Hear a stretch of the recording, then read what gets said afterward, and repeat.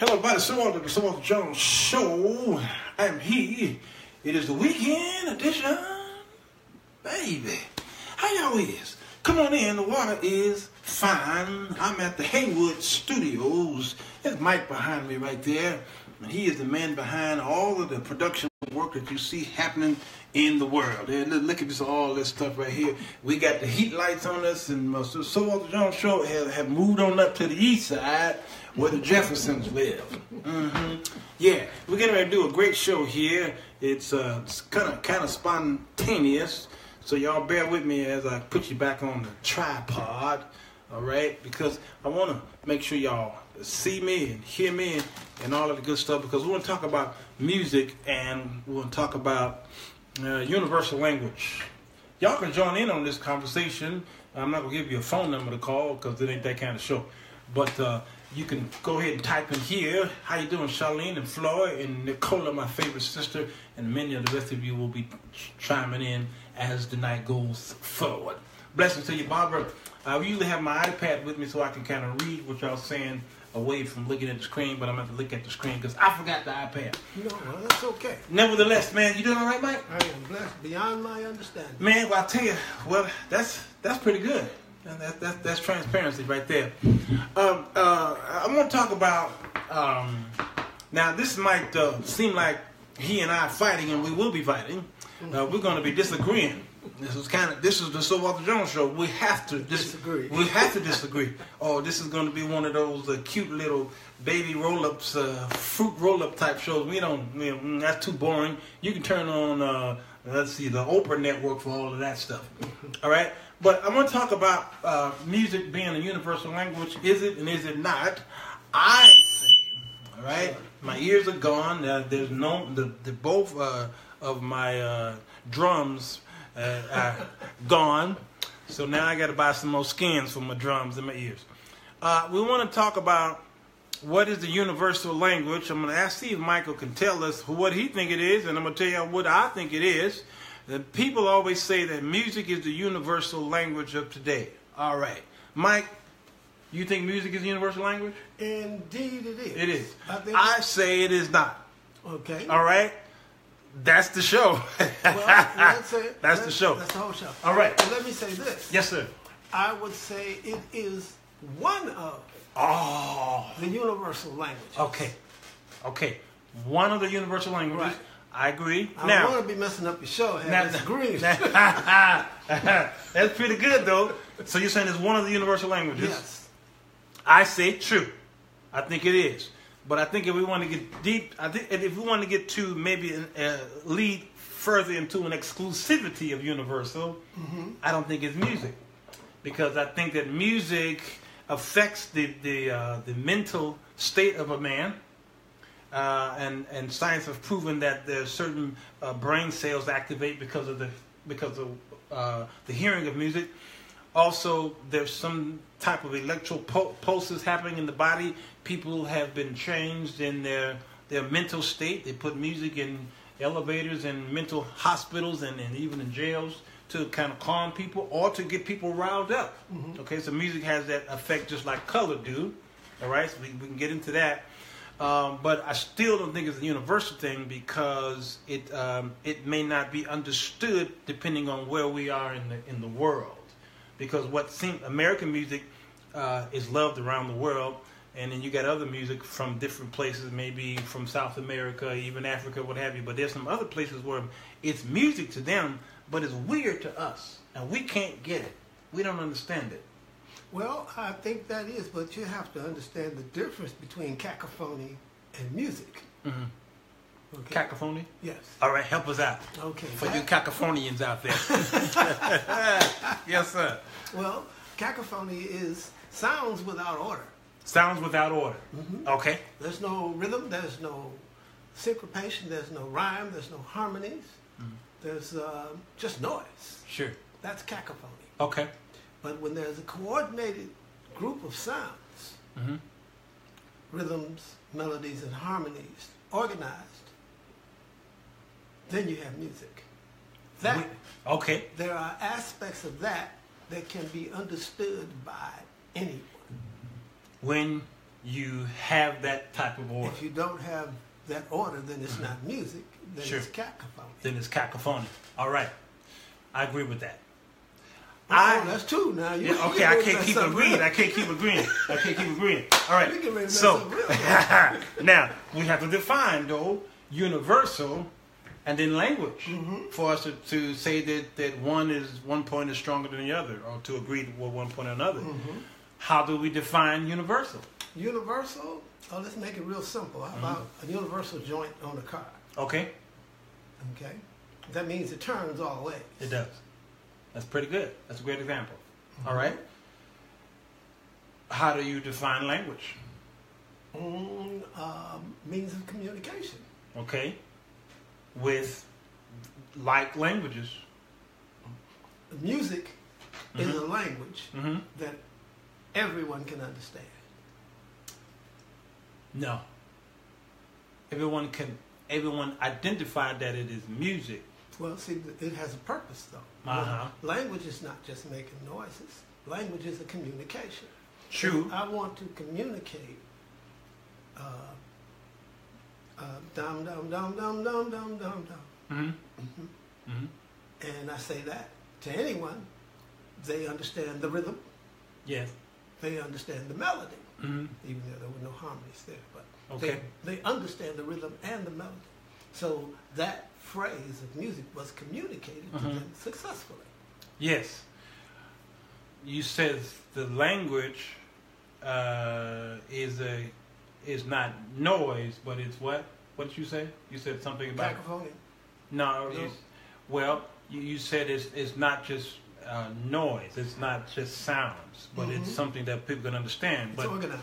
It's organized, but there are certain languages that is actually based off of its sound more so than it is words, audible words that person of the same language. For instance, wait a minute, because what I call a word to someone else who speaks another language may not be a word at all, at least not a word that I know the meaning of. Yes, but that's if two people speak two different languages. But the same language. Let's say Asian. Okay, let's say Japanese or Chinese. Their language is words, but it's also a sound. We'll see. Because they stretch their words. They'll do that, but to them that means something. Right. Well, I understand that. But you have to keep in mind that we're talking about two separate things. What's that? First of all, the communication of music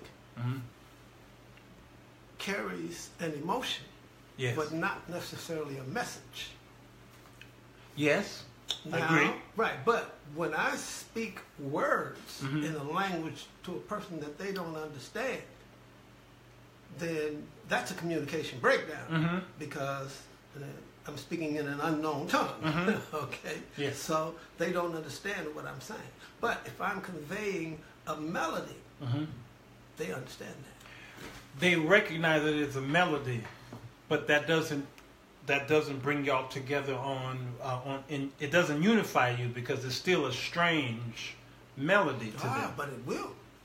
But when will it happen? It will unify you if you have a rhythm. Maybe. No. Maybe. Oh, necessarily. Especially if it's a repetitious rhythm. That depends on the culture and the country you're from. Indeed. But I'll tell you what, go to any country you want and say do, re, mi, fa, sol, la, ti, do 5 times.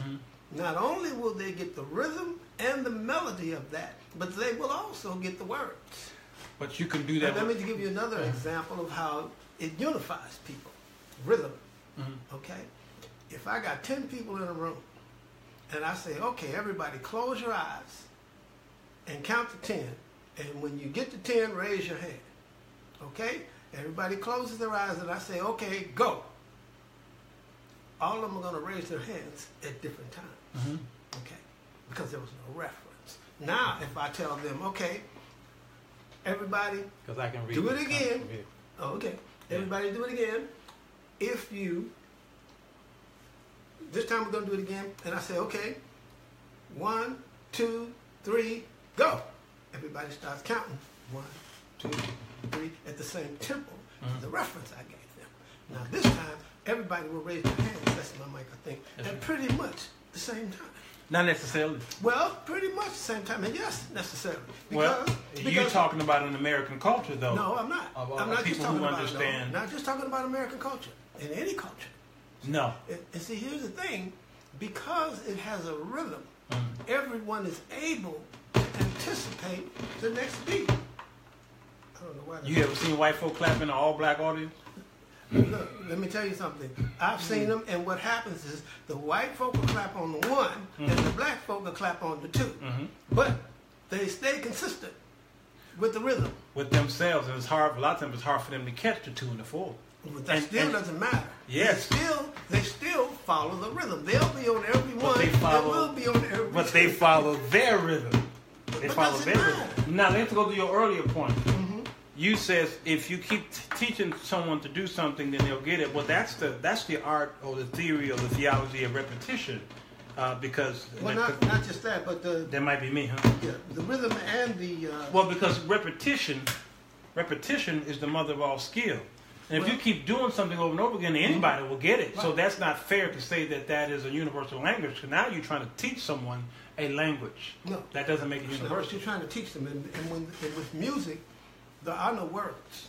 See, a song is words, but music is harmonies, melodies, and rhythms.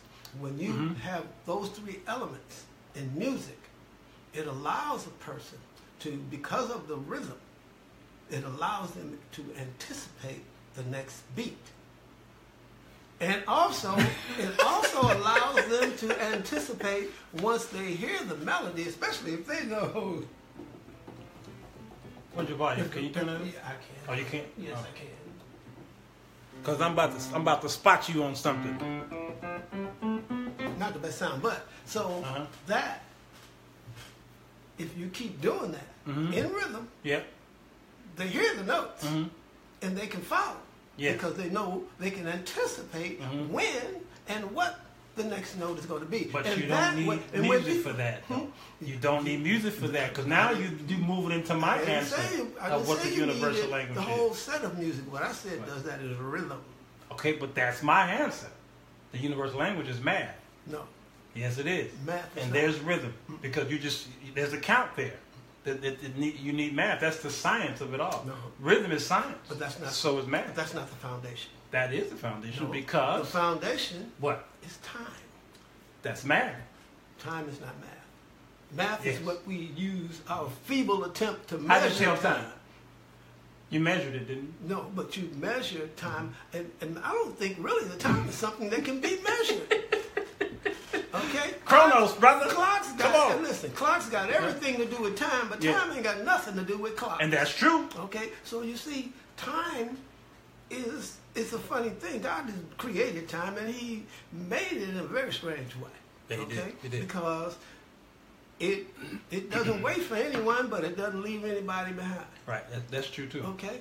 You can move forward in time, but you can't move backward. You can look backward, but you can't look forward. Right.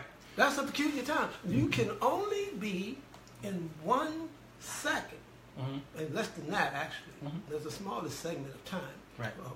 Of 0 to the 40, 30,000, something like that. But it's 1 second at a time, and we cannot escape that. And there's purpose for that. God designed it that way for a reason. Right. Without time, see, time is without time there could be no frequency. Yeah. What we hear, what we see. Now Jermaine is agreeing with you. He says time is not measured, but how do y'all know time is not measured? Who told y'all time is not measured? How do you know? Annie says music carries a spirit. Well, we know that. But what's your point to the subject matter? Annie, what's your point? Well, I think a spirit will ride on music. Yeah, it will. But I don't think the spirits are incarnate in music. I think you can, David used music to heal. There's still some sciences out there who try to use sound for a lot of different things. You know, I think. But I think the combination of those things, rhythms, melodies, and harmonies, is what makes music as powerful as it is. That's true. Rhythms affect the physical man. Right. Melodies affect the mental and emotional That's man. right. Harmonies affect the spiritual man. Mm-hmm. Okay? Now you have 7 chakras to the human body. Mm-hmm. There are 7 notes to the scales. There are 7 colors in the spectrum of light. That's right. And there's 7 natural rhythms. That's right. Okay, so you put all those together. If you have the right rhythm, Mm-hmm. the right note, and the right light Mm-hmm. to affect, or melody to affect the entire holistic man, Mm-hmm. then you move him. Or if you target a particular chakra with the right notes, see, you get your music in the right way where it all hits one chakra. Mm-hmm. Right here, oh, that's sexy. That's what you call sexy music. That's true. You got music that'll hit you here Mm-hmm. and here. Mhm. That's meditation. But that's one thing because music affects people. I said that earlier. Mm-hmm. Communication-wise, it's not universal to anybody around the world. If we all in a room, for instance, we got look at Acts chapter 2. They were all in the room, and the Holy Ghost came, and they began to speak others' languages. Mm-hmm. So I'm an English speaker, but now I begin to speak Chinese. Right? Mm-hmm. You're understanding me, but I'm speaking your language. Mm-hmm. Okay. I don't know nothing else that can accomplish that other than math. See, I think Because music affected them emotionally, but they still may not understand. So, I feel this because it's music, but what is this? Because even harmonies is strange in other countries. They sing unified. They sing one note, a unity note. A unison note. But see, you're trying to blend all nomenclatures together, and then you're trying to take a sound and say that it's not effective and efficient for a word. For communication. It's not universal Well, it communication. depends on what it is you're trying to communicate. So we're going around in a circle here. No, we're not. If you're trying to communicate, I want a sandwich. Yes, sir, Jermaine. It'll be on YouTube. Mm-hmm. If you're trying to communicate a sandwich, then you need words. But if you're just trying to communicate the emotion of happiness with no other agendas attached to it, then you can communicate that with music. Okay.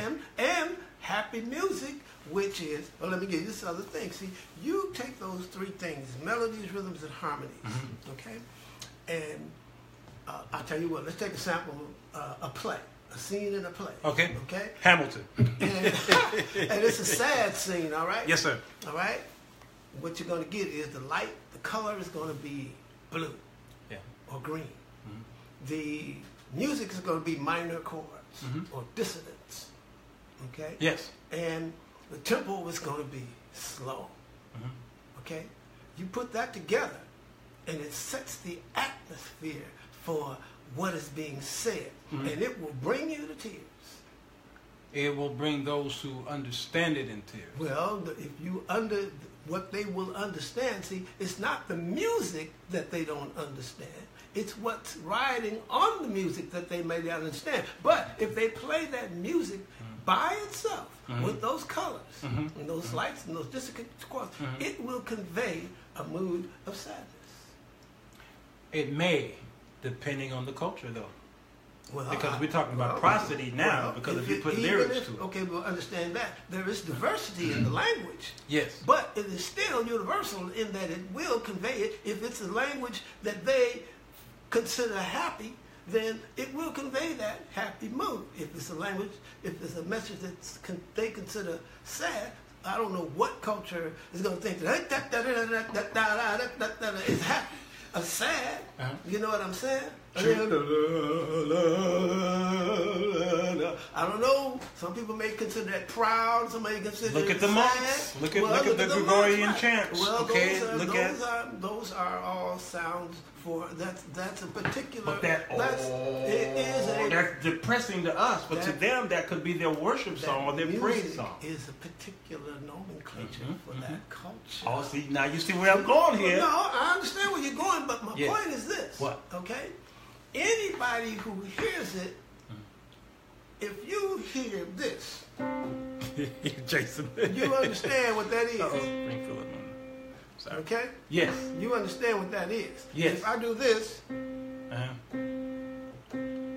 eventually you're going to get there. But okay? you try to you're teaching me though. But without rhythm, understand this now. Rhythm has to repeat.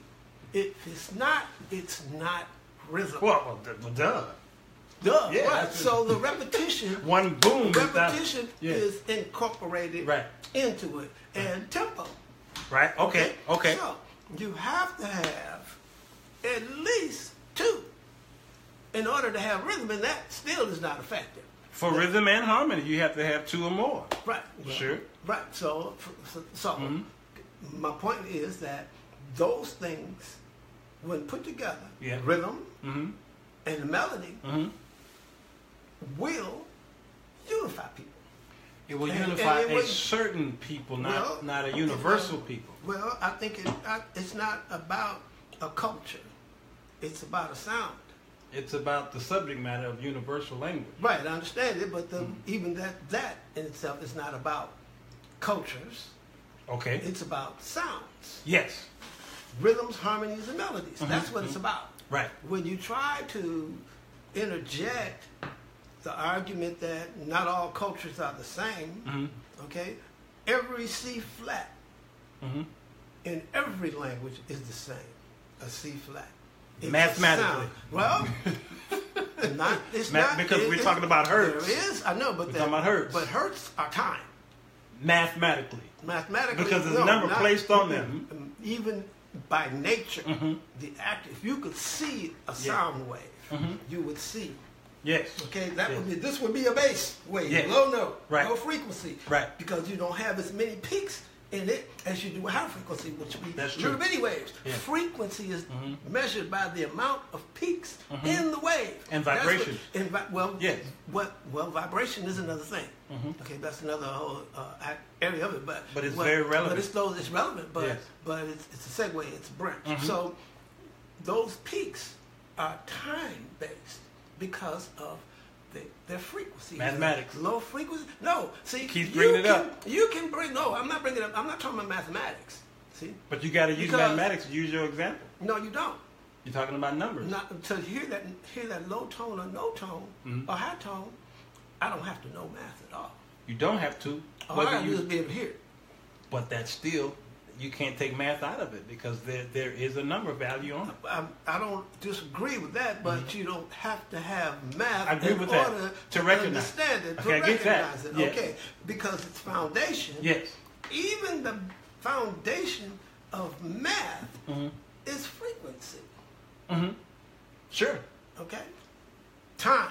Yes. Frequency is time. Okay? The very foundation of all that we communicate and everything that we see is all based in time. Without time, we could see nothing. We could hear nothing. We couldn't even move. Well, there's 3 elements, okay, that we know that's very relevant to all men. There's time, space, and then there's matter, okay? And we live in all 3 of them. Without those, really, it's like we don't really exist. The only person or entity that lives outside of that is the person who created it, or the deity or God who created it. All right, so he's not in time, space, and matter. That's not very accurate. That's very extremely accurate because if he created only from one perspective. What perspective? A 3-dimensional or 4-dimensional perspective. If you include time, 4 dimensions. 3 dimensions. 4. Time is a physical property. Time is the 4th dimension. What's the number? Wait, let's go back. Height, width, depth, and time. But that's space. You can't put those 3 and make them 4. No. Okay. No. This is Einstein. Have you heard of Einstein's? I taught Einstein. Well, then you know the general principle. All right. Space is those 3. Width, height, depth. Okay. And space is and time. But yes. Time is outside of space. None of the other 3 could exist without time. Everything that we perceive exists within the space-time continuum. Yes. Okay, so, but understand this. There are 6 dimensions, 4 dimensions that we can perceive. Okay. Height, width, depth, and time. That's in space. No, I'm not you talking putting about. them two Understand? together. Let me finish. Okay. Okay. Height, width, depth, and time. But science has learned that we actually exist in 10 dimensions. 6 of them are so curled, so small that we can't perceive them. I can agree with that. But they do exist. Right. Okay. Now, you are a triune being. The flesh and blood part of you lives in the physical world. Right. The spirit man in you can exist and does exist as well outside the space-time continuum altogether. In a place where time is not a boundary. Where's that? Where space is not a boundary. Eternity is what we call it. Where'd you put eternity? I didn't put it anywhere. How are you describing eternity? How am I describing eternity? You brought it up. How are you describing eternity? Where did you put it? Eternity exists beyond the boundaries of what? The space-time continuum. So you took it out of time? No. Time sits inside of it. You see? That's my point. What? See? No, understand. Time had a beginning. In the beginning was where was God? In the beginning, God. In the beginning was time. In the beginning was the beginning of time. Okay, now, but time had a beginning, and time will have an end. God is eternal. Yes. He didn't have a beginning. No. And he doesn't have an end. So we come to the agreement that he's outside of time. He's definitely. All right. He created it. That's my point. All right. So he created time. And in time is a triune in itself. It's past, present, and future. Well. Okay? Actually. Now, if you find a fourth one, I'm gonna find my checkbook. No, but here's the thing about that. I have checks. Here's the thing about that. What? Time, the past, present, and future are really just stubbornly persistent illusions. Okay? Because they all exist right now. What we call the past is right now. What we're living right now. That's semantics. 1 second, no, it's not. That's apples and No, oranges it's not. right there. No, it's not. Yeah, 1 second after, I'm going with seconds. It can be smaller. Yes. But 1 second becomes the past. It This still second makes we're it the in past, though, becomes the past. It still makes it the past. The one that's coming is the future. Right. Okay. Let me ask you. Once that second that just passed goes by, is it gone or is it still there? It's gone. It's still there. Oh, it's gone. No, it's still there. Let me tell you how. Analogy let me tell you why. What? Okay. From God's perspective. See, but you talking about an out of time deity. I need to talk about that in order to show you that it's still there. Okay? Because from God's perspective, outside the space-time continuum, outside the domain of time and space altogether, can still see the very beginning of it and the end of it. That's how he created everything in between. No, that's how he created his thing from his perspective. I just said that's how he created us. As we go through the space-time continuum, that's why I say it's not something we can measure. Yeah. Okay? As we go through it, God can look at your past and your future and you at the same time from his perspective outside space-time domain. Like you watching a parade from the helicopter. But if you watching it on the street, you can only see that point that goes past you. Right. You can't see the end of the beginning. But if you're up in the helicopter, you can look down and see both of them at the same time. So, if he can see my past and my future, they must exist now. Yeah, but you're explaining a God which is outside of time. Number two. No, I'm explaining the nature of us inside of time. I get that. But if you're talking to a worldly being called man, what just happened a minute ago is gone. We can't get it back. No, we won't see it again, ever. It's not gone. What's not there is your ability to access it, to perceive it. I get that. It is still there. In the world, it's not there. You can't go back and get it. You'll never see it again. That's a limited perspective. Well, it might be limited. We're limited. But you just explained Ecclesiastes, chapter 1 and chapter 3. Because what he did was he saw your future. And then he rewound Chronos and he created your beginning. So it's always there. You're right. outside of time, because God is, it's always there. But inside of time, it ain't there. How does that make sense?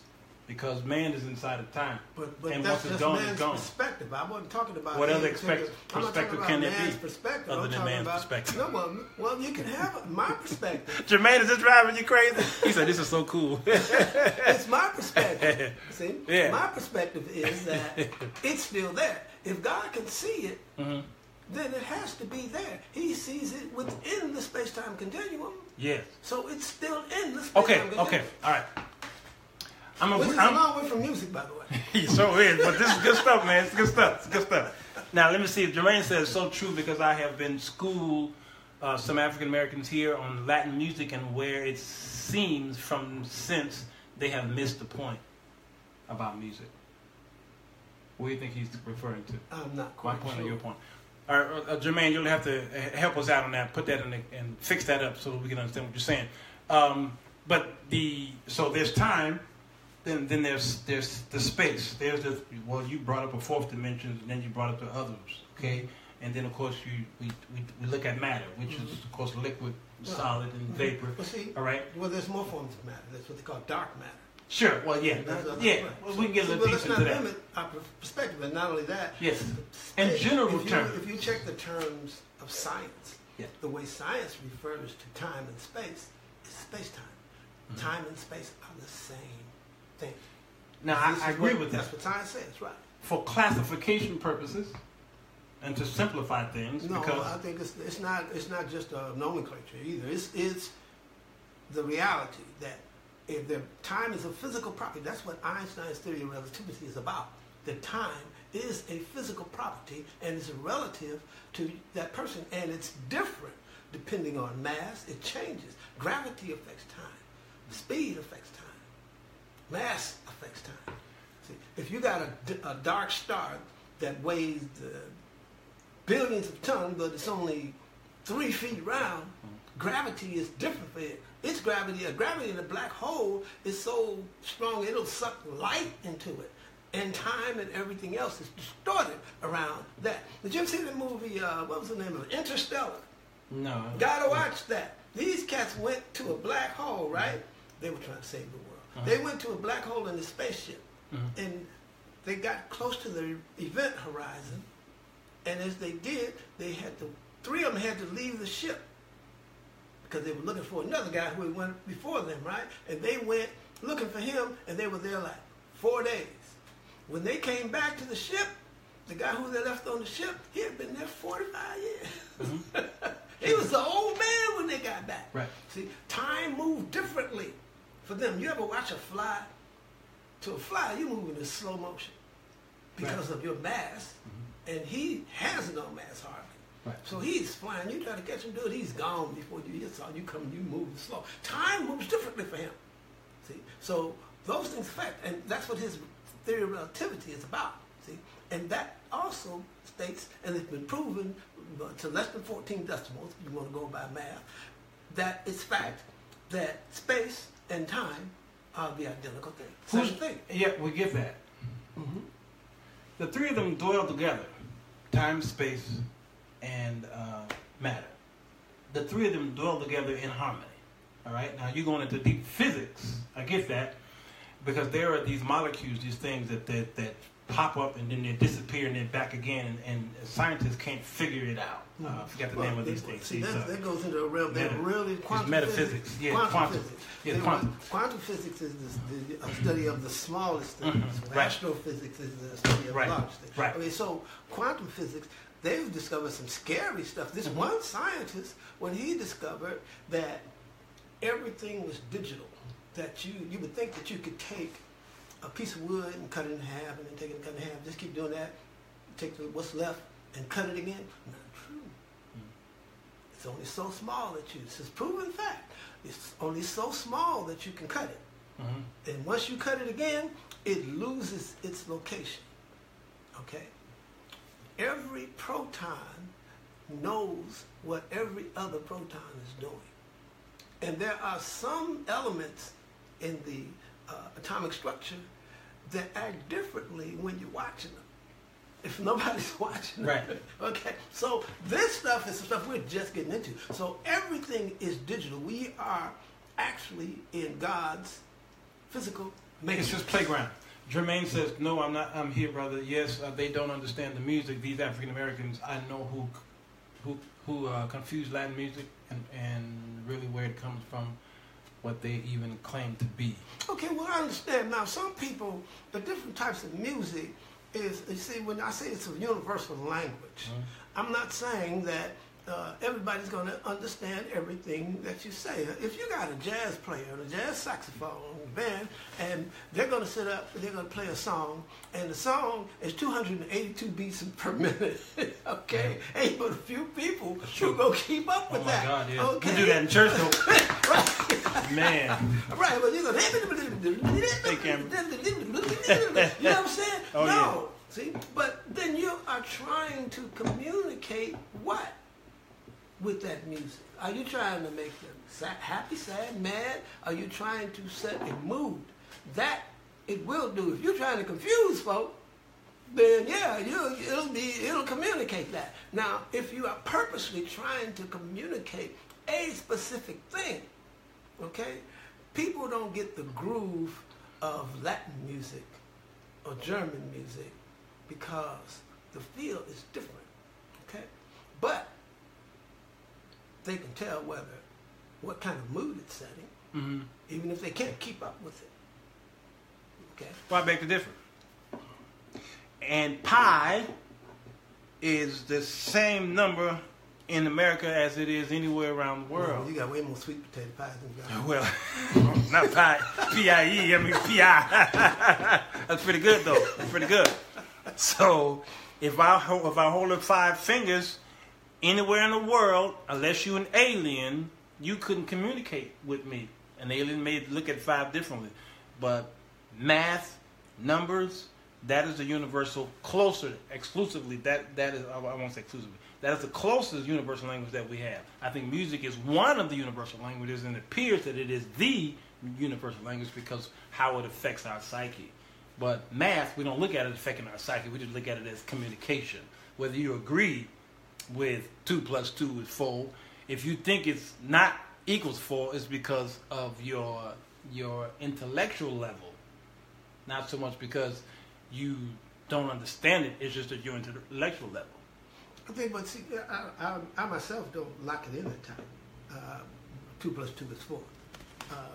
I've never been the person to just leave things as they are and take them for granted. Oh, you've proven that on this show. So, but to me, because I'll go to what? Almost 2 + almost 2 is almost 4. Yes. That could be over 4 or lower than 4. It could be 5, and something could be. In whose world? Almost. In whose world is 2 + 2 equals something else other than 4? In everybody's world, almost 2 + almost 2 equals almost 4. But that makes sense. That makes sense if you want to get deeper into the mathematicianologist over here. Math is not one of my subjects. Don't do that. Then that makes sense. So almost a number can equal an almost number. I'm not a musician. You could have fooled me. I've heard this track.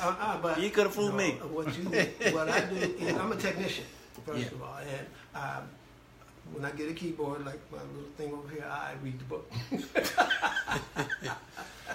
Most musicians don't do that. You of all people should be agreeing that mathematics is the universal language. Being a technician, being a numbers man, I agree that mathematics is one of the universal languages. Because you're operating with digits. You know this is a digital universe here with zeros and ones. I think mathematics is less of a universal universal language than music. Oh, that's what we really disagree. Woo, that's a good one though. But we have to disagree on that one hard. Simply because more people will understand the music than they will the math. It appears that way. No, see, but now you're going. That's to, like this the sun rising from the east and west. That is an apparent motion. Right, but so it appears. So now you're contradicting your own. What? Okay. What am I contradicting? Because What you're talking This is good stuff. Right. What you're talking about now is a perception Which one? of math. Which example? A perception of math is what you're talking about. A perception. A perception of math. A person who is not able to count. Mm-hmm. Now, I was pushing you on your music. Let me finish. Is not able to understand some algebra. Yeah. You know, wait a minute, how you add letters? They ain't trying to figure that out, right? Okay, they don't understand that. Okay, but it's his perception of the math. The math in itself still communicates what it is meant to communicate. Whereas the music is also about the perception of it. If a person is not able to hear good, it's more abstract. Okay, but it's more abstract. It can be more abstract. Yes. But when you get down to the very basic of it, then more people will understand do, re, mi, fa, sol, la, ti than those who will understand 7 to the 29th power. The African drum beats is in both those styles of music. I'm not sure what you mean by that. That'll help me. You can bring that down. I don't know where it stops. You mentioned music, okay, and that more people will understand it more so than mathematics. But again, that is a perceived that they will agree or understand it because of maybe the outward expression of the emotion to it. But that doesn't mean they understand it. It's just affecting them like any other thing can affect. The color can affect people. The universe affects people. But that doesn't mean we can communicate, but that's the very unified. See, let me tell you another thing. Yes. You can construct music the way you want it. Mm-hmm. Okay? But you can mix harmonies, melodies, and rhythms. Mm-hmm. But 1, 2, 3, 4, 5, 6, 7, 8, 9, 10. You cannot change that. That's my point. Right, but understand what I'm saying. So what I am trying How long would it take you to get here? Let me know. I'm trying to finish though. What I am trying to communicate with music, I can design to fit and suit whatever it is I need. If I'm going to write a children's song, then I can design that to be just what I need it to be. Right. You understand? I got 7 notes. I got more than that. In octaves and everything else. Whereas 1, 2, 3, 4, 5, 6, 7, 8, 9, 10. You can string them together as many as you want in sequence or not. But you still got the same numbers. I have more to work with. Not only do I have the notes, I have the rhythm. And I have the harmonies. Right. I can't get harmonies that will affect the spiritual man out of math. I cannot get rhythms that would unify people. You're talking two different things. No, I'm not. Put them all in. I'm talking about 3 different elements in music that make it so powerful. Where now you can try to parry it. No, well, this is what I'm talking about. The effect of the communicates. What music does is universal, and that it will do that to any person that it is played to. Now they may not understand it, but it will affect them physically, that's the spiritually, point. And the mentally. Show. Right. That's the point of the show. Right. So can we communicate and understand each other? Man, this is good stuff. Hey, I want to come back and deal with that. I want to get deeper here, outside of music. I'm going to come back. I want to talk about some physics here because you stepped into my boundaries. Is that right? Yeah, I let you talk because I didn't want to go too far from the music. Oh, but when I come back now, physical science is that's my baby right there, man. I want to talk about. I want to talk about time. Yeah, I'm gonna talk about time. My favorite song. Oh, I love it. I love it. Time. I want to talk about those dimensions, further dimensions into space. Okay. I want to deal with a little bit of quantum physics. I know we're not scientists of a sense, but I want to delve into some of that stuff because I've been studying it for years, and it really intrigues me. I may not have the answer, but the discussion could probably help us understand. I would love to do that, and I would love to do it from a biblical perspective. That's my point right there. That's why I said it's going to help us understand God and His creation and why so many scientists they're baffled. What's this boy? What's the black scientist? He got all these TV shows. Everybody loves him. Oh, I've seen him. I can't think of his name, but I know who you're talking about. I mentioned him, y'all. With the big, thick. Is off the chain. Y'all help me out. Put his name and number down. Physicist. Yeah. Right. Somebody mentioned him just a couple days ago on the show, but he's one of the best I've seen. Mm-hmm. Okay, he's of course he's an atheist, because many of them are. You know what? There was one scientist, I was trying to tell you about him earlier. I will give you his name when we talk again. Y'all? His name, this scientist, when he discovered that this is a subset reality to a much larger reality, yes, he committed suicide. Wow. He killed himself when he discovered just how true that was. Wow. And it is so true. See, this world and everything in this entire universe is a subset. Mm-hmm. You look through the scriptures and see how many times it talks about rolling back the heavens. Yeah. Now, if you're going to roll back 3-dimensional space or 4-dimensional space, there has to be an additional dimension for you to roll that. I agree. The Bible talks about the heavens being torn. It talk about it being worn out like a garment. See, we're dealing with something that we don't quite get yet. When we look at this reality, there is a higher reality. This is a subset reality. See, this ain't the real deal. This ain't the real deal. It's a simulation. Yeah, it is. That's good. Have you ever paid attention to the Northern Lights? Oh man, look at so much stuff you want to talk about, stuff in the world that they'll tell you, they'll let you know. The Bible says that you ain't got no excuse for not knowing it. Yeah, no excuse, okay? And I want to talk about the third heaven, because the Apostle Paul was caught up in the third heaven. So if there was a third heaven, that means there must have been 2 and a 1. But that's mathematics. I'm not going to talk about that right now.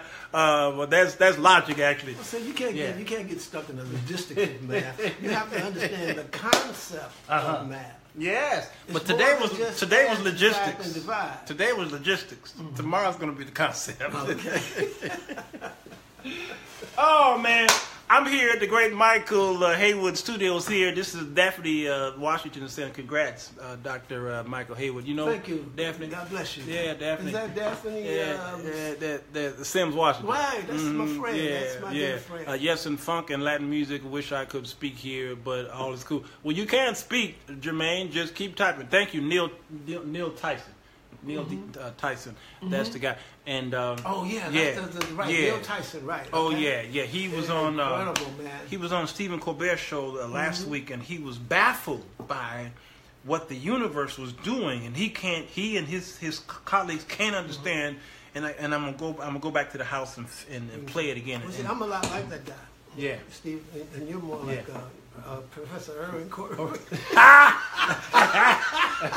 Why you put me on?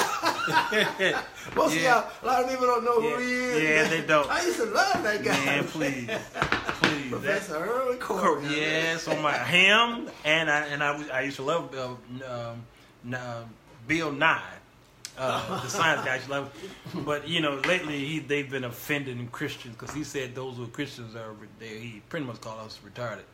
He says we're mentally ill, but he's not a believer, so it don't offend me when an atheist talk that way, because they don't understand. They cannot discern things of a spiritual nature. Right. So it doesn't offend me. Spirit, you cannot discern. You can't discern it. You can't do it. You just can't do it. So I'll take whatever I can from these guys. I learned the physical aspect of things, and then I'll just say, all right, now the part you can't understand, trust me, God understands it. Where you stop, God continues. Space-time continuum. All right, let me shut that down. You got any parting words, man? Yes. One thing I would like to say, whatever you go through, just remember God is in control. Man. He is in control. And don't minimize God by saying he's the creator of the world. Do you think that this entire universe is the only thing that God has done? Pretty good. Okay, he's beyond what we can eat. We can't even work out of the can't can't think about it. He created time. He created thought. He created, come on, faith, all this stuff, love and all that. He is love. Where do you start? Where do you start? God is a great God. He is a great God. This has been our nerd time on Sunday nights. We may have to continue this, man. This is going to have to be a series. And there's a lot of folks, you know, the most intelligent people I know are what we may call African Americans. Mm-hmm. And I'm not just saying this because it's Black History Month, but some of the most intelligent people that I know, they're so wise beyond their years, and this man here is one of them. And I may not always agree with him, but in my disagreeing, I find something that I learn in it. He'll twist something and say, oh, wait, ooh, I didn't think about that one right here. Let me go home and open my books to see if I can figure this out. And I love that, and because I don't always want to agree with everybody, because then I ain't learning nothing. I ain't learning nothing. So I push up against people to see if I can find something in that thing that I disagree with, and then I may find out that, you know what, I actually agree with them. You know, and sometimes we just saying the same thing in two different languages sometimes, you know. Tonight we're still going to disagree. Oh, yeah. And we'll come back next week and further disagree. Well, you know, I once thought I was wrong, but I was mistaken. That's pretty good. You see what I mean? I'm in the great Hayward studios, y'all. We're going to go back and do this again next week. Stay tuned. Hit the share button if you're on YouTube, Facebook, but hit the subscribe button if you're on YouTube. And go ahead and share this with some of your nerdy friends. Mm-hmm. And show this to your children because they need to know this stuff.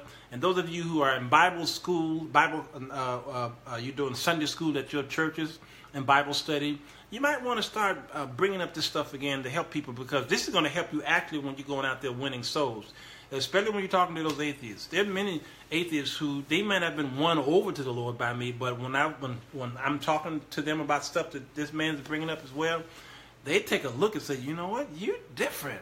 You ain't like these Christians who run away from that, because the average Christian don't know anything about science. Yet God is omniscience. He's omniscient. But we don't want to study that part, even though he created it. And it kind of weakens us in a bit, because the worldly is just being all spiritual. Mm-hmm. That's it. We're just heavenly minded, no earthly good, I think you said. And you have to look at, when you look at stuff that God has created, instead of just thinking, wow, it was so wonderful that he created this, why did he create it? Why did he create it? What did he create it for? What's its purpose? Man, that's good stuff. That's it. So you got questions, we got answers. You come back here, and we're going to go deeper into some of this physics, and this is going to be some good stuff. Tell Tyson, Neil deGrasse Tyson, he might need to chime in here, because we got some answers for his questions. All right, y'all. Go ahead, hit the share button. Thank you guys for coming around. I see you, Wilda and Vanessa and Michael. That's you, Hayward. That's Jermaine, Beatrice. I think my nephew was here, Lawrence, and the rest of you. And more folk are coming in. That's because it's getting later and later, and folk are coming in. And but we getting ready to leave. Be kind and hit the rewind button. Y'all see this beautiful studio here. And we got all kind of screens and monitors and cameras and all kind of stuff. And the Lord is blessed. All right, this is just a one-stop shop for us. We don't need to leave here for nothing. We got everything we need. All right, Jermaine, keep commenting, and so that people can learn some stuff. And then we might read it next week. All right? He said, bravo, thanks, guys. We will never know his creation from beginning to its end until we get to heaven. Then he's going to show us all the mysteries of the Creator. Eyes have not seen, ears have not heard. Oh, my God. And even then, we're going to be so amazed. All right, y'all. Love you. This is the Walter Jones Show.